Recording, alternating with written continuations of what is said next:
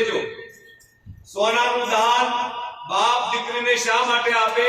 કારણ સોનું એ એક એવી ધાતુ છે એને કોઈ દી કાટ ન લાગે।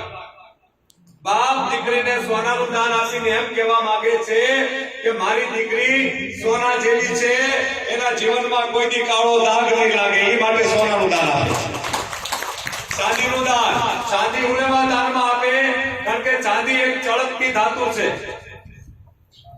જેમ ઘસાય ને એમ ઉજળી થાય। એટલે બાપ ચાંદીનું દાન આપીને એમ કહેવા માંગે છે કે મારી દીકરી તમારા પરિવારમાં ચાંદી જેવી છે, જેમ જૂની થશે ને એમ એનું માન વધશે, એનો સળકાટ વધશે।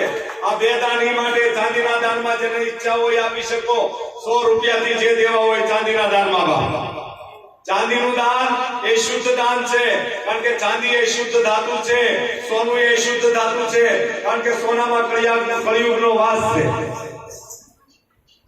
ચાલો ચાંદીના દાનમાં જેની ઈચ્છા હોય આપવા મળો બાપા।